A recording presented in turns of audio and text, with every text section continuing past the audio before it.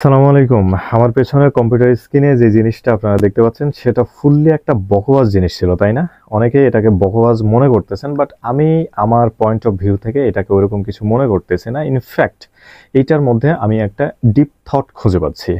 যারা জানেন তো ভালো, আর যারা জানেন না তাদের শর্ট ফর্মে বলে রাখি, এটা একটা ভার্চুয়াল টুর্নামেন্ট ছিল যেখানে 32টা টিম পার্টিসিপেট করছিল অথবা করানো হয়েছিল, যেখানে ফরচুনেটলি বাংলাদেশ টিম চান্স পায় অথবা চান্স পাওয়ানো হয়।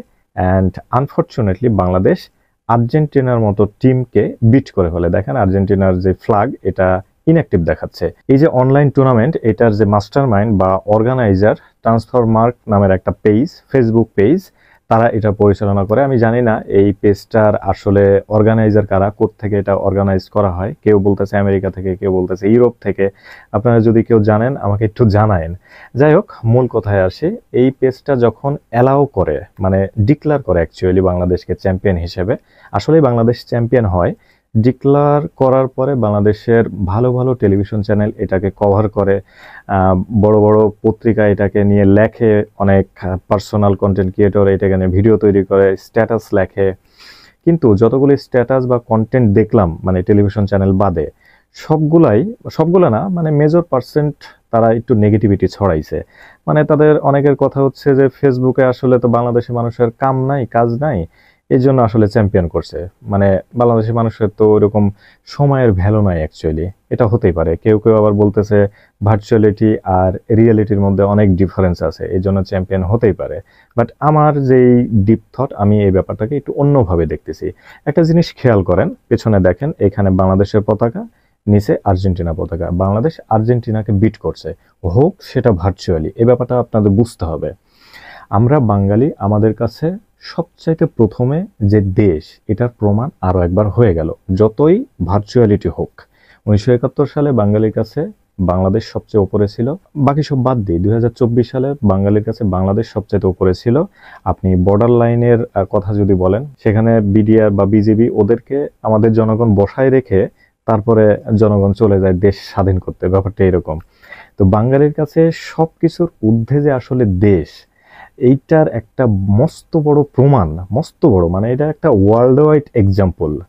এই যে এই জিনিসটা কিভাবে ওয়ার্ল্ড ওয়াইড, দেখেন এইখানে কিন্তু শুধুমাত্র বাংলাদেশিরাই পার্টিসিপেট করে নাই। ভিয়েতনামের মতো শক্তিশালী ফেসবুক ইউজার টিমরাও কিন্তু তারা পার্টিসিপেট করছে, এবং ভিয়েতনামে কিন্তু ফেসবুক ইউজারদের জন্য ব্রড সার্ভার আছে। তো তাদেরকে বিট করে বাংলাদেশ এখন চ্যাম্পিয়ন। আরেকটা জিনিস বলি, বাংলাদেশের যত ফুটবল ফ্যান বেজ আছে, বাংলাদেশের যে ন্যাশনাল টিম আছে, এই টিমের ফ্যান বেজ বাদ দিয়ে ইন্টারন্যাশনালি যে দলগুলো আছে, তার মধ্যে সবচেয়ে বড় দুইটা দল হচ্ছে ব্রাজিল এবং আর্জেন্টিনা। এবং বাংলাদেশের যে ফ্যান বেজ আছে, এই ফ্যান বেজের মধ্যে ম্যাক্সিমামই কিন্তু আর্জেন্টিনাকে পছন্দ করে বা সাপোর্ট করে। এটা আপনি 60% or 70% পর্যন্ত নিয়ে যেতে পারেন। তো তারা, মানে তারা যদি আর্জেন্টিনাকে এতই পছন্দ করতো, মেসিতে যদি এতই পাগল হইতো, আর্জেন্টিনার খেলা দেখলেই পাগল, এরকম যদি ব্যাপারটা হইতো, তাহলে এই যে আর্জেন্টিনার পতাকা এটা উপরে থাকতো, বাংলাদেশের পতাকা নিচে থাকতো। ইজি একটা এক্সাম্পল বোঝার জন্য।